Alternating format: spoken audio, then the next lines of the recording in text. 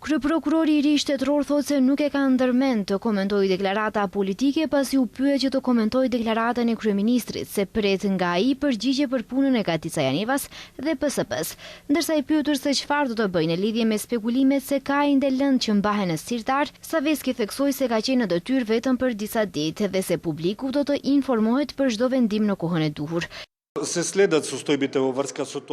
Më jepni pak kohë, në fund të fundit kam qenë në detyrë vetëm disa ditë, për ma tepër përparësi është edhe pjesëmarrja në seanca për të plotësuar vendet e lira dhe për të krijuar kushte për funksionim aty ku ka vende të lira.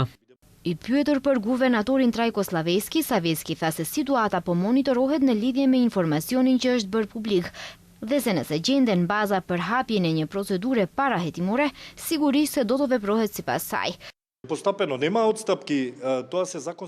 Nuk ka lehtësime, këto janë detyrime ligjore të prokurorisë publike, vetëm që të mos gabohem, kjo sigurisht që vlerësohet për çdo situatë, përfshirë edhe ato për të cilën po më pyesni, nuk mund të mos jetë objekt analize nëse gjenden baza, ne do të veprojmë në përputhje me ligjin.